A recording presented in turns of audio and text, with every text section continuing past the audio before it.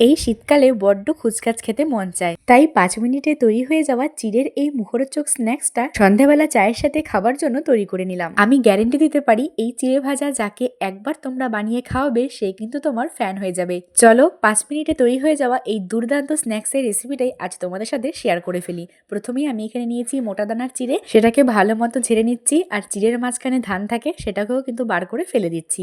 আমার চিড়ে বাছা হয়ে গেছে। এবার কড়াইয়ে দিচ্ছি সামান্য তেল, ওই 3 থেকে 4 টেবিল চামচ মতো তেলে দিয়ে দিচ্ছি গোটা জিরে আর শুকনো লঙ্কা ফোড়নে, আর দিচ্ছি সামান্য একটু হলুদ আর হিং। ফোড়নটা চড়বড় করে উঠলে আগের থেকে বেছে পরিষ্কার করে রাখা চিড়েটাকে দিয়ে খুব ভালো মতো নাড়িয়ে চাড়িয়ে ধৈর্য নিয়ে চিড়েটাকে কিন্তু ভাজতে হবে। এটাই কিন্তু মেন স্টেপ এই স্ন্যাক্সটার। অল্প তেলে যেহেতু চিড়েটাকে ভাজা হচ্ছে সেজন্য ধৈর্য নিয়ে চিড়েটাকে কিন্তু ভাজতে হবে। এই চিড়ে ভাজাটাকে আরেকটু মুখরোচক বানানোর জন্য আমি ঘরে থাকা সাধারণ কিছু উপকরণ তাতে অ্যাড করব। তার জন্য প্রথমেই নিয়েছি আমি পেঁয়াজটাকে কুচি কুচি করে কেটে নিয়েছি, আর নিয়েছি কাঁচা লঙ্কাটাও মাঝখান থেকে চিড়ে নিয়েছি।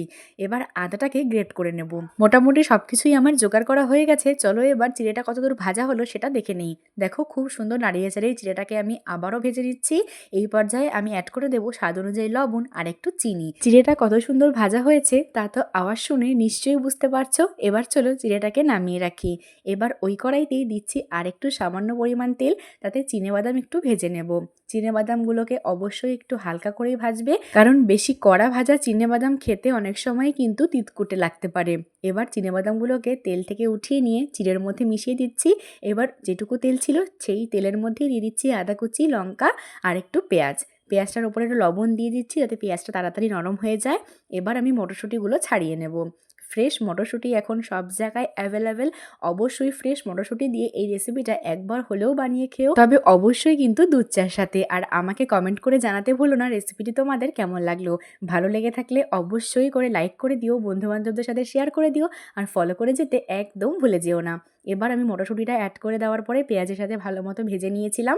তারপরে ভেজে রাখা চিড়ে আর বাদামটাকে দিয়ে খুব ভালো মতো নাড়িয়ে চাড়িয়ে এবার আমি সার্ভ করে দেবো। খেতে দুর্দান্ত হয়।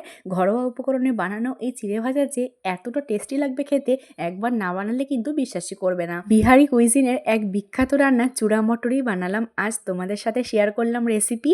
কেমন লাগলো রেসিপিটা জানাতে একদম ভুলে যেও না। আর যদি বিহারি কুইজিন থেকে কেউ আমার এই রান্নাটা দেখে থাকো, যদি কিছু ভুলচুক হয় আমাকে অবশ্যই ক্ষমা করে দিও। তোমরা এই রেসিপিতে আর কি কি দাও, মানে অথেন্টিক চূড়া মটরে আর কি কি পড়ে, আমার যদি কিছু বাদ গিয়ে থাকে কমেন্ট বক্সে আমাকে মেনশন করে দিও। তবে খেতে কিন্তু জাস্ট ফাটাফাটি হয়েছিল। আজকের রেসিপি এই পর্যন্ত। কাল আবার হাজির হব নতুন এক রেসিপি সাথে, অনেক গল্প নিয়ে তোমাদের সাথে।